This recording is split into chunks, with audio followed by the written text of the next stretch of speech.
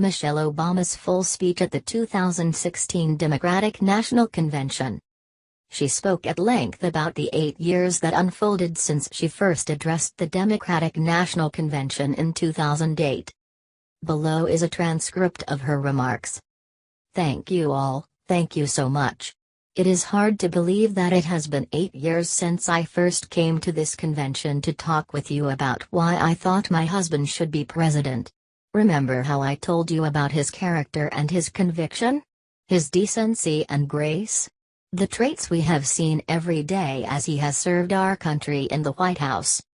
I also told you about our daughters, how they are the heart of our hearts, the center of our world, and during our time in the White House we have had the joy of watching them grow from bubbly little girls into poised young women. A journey that started soon after we arrived in Washington when they set off for their first day at their new school. I will never forget that winter morning as I watched our girls, just 7 and 10 years old, pile into those black SUVs with all those men with guns. And with all their little faces pressed up against the window, and the only thing I could think was, what have we done? At that moment, I realized that our time in the White House would form the foundation of who they would become. And how well we managed this experience could truly make or break them. That is what Barack and I think about every day as he tried to guide and protect our girls from the challenges of this unusual life in the spotlight. How we urge them to ignore those who question their father's citizenship or faith. How we insist that the hateful language they hear from public figures on TV does not represent the true spirit of this country. How we explain that when someone is cruel or acts like a bully, you don't stoop to their level. Our motto is, when they go low, we go high. With every word we utter, with every action we take, we know our kids are watching us. We as parents are the most important role model. Let me tell you, Barack and I take that same approach to our jobs as President and First Lady because we know that our words and actions matter, not just to our girls but the children across this country. Kids who say, I saw you on TV, I wrote the report on you for school. Kids like the little black boy who looked up at my husband, his eyes wide with hope, and he wondered, is my hair like yours? Make no mistake about it, this November, when we get to the polls, that is what we are deciding. Not Democrat or Republican, not left or right. In this election, and every election, it is about who will have the power to shape our children for the next 4 or 8 years of their lives.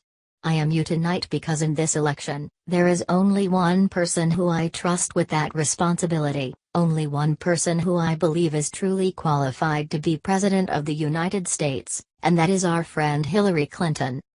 I trust Hillary to lead this country because I have seen her lifelong devotion to our nation's children. Not just her own daughter, who she has raised to perfection, but every child who needs a champion, kids who take the long way to school to avoid the gangs. Kids who wonder how they will ever afford college.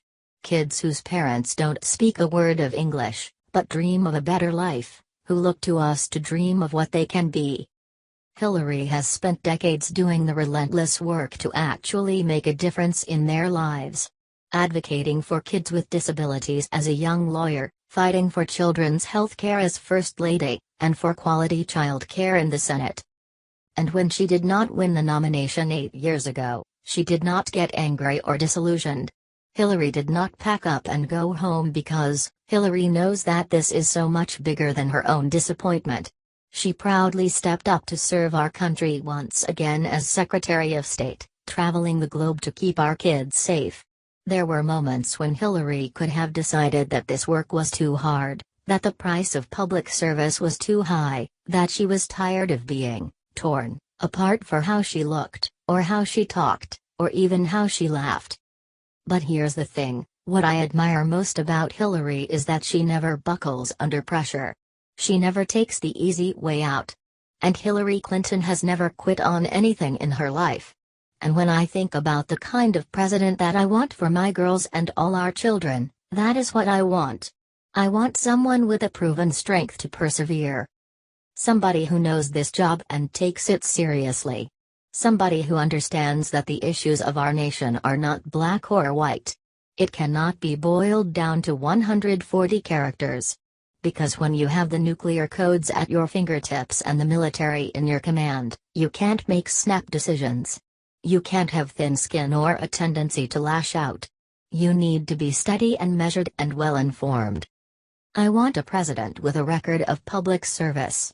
Someone whose life's work shows our children that we don't chase fame and fortune for ourselves, we fight to give everyone a chance to succeed. And we give back even when we are struggling ourselves because we know that there is someone worse off. There but for the grace of God, go I. I want a president who will teach our children that everyone in this country matters. A president that truly believes that our founders put forth all those years ago, that we are all created equal, each a beloved part of the great American story. When crisis hits, we don't turn against each other, we listen to each other. We lean on each other. We are always stronger together. I am here tonight because I know that that is the kind of president Hillary Clinton will be, and that is why in this election, I'm with her.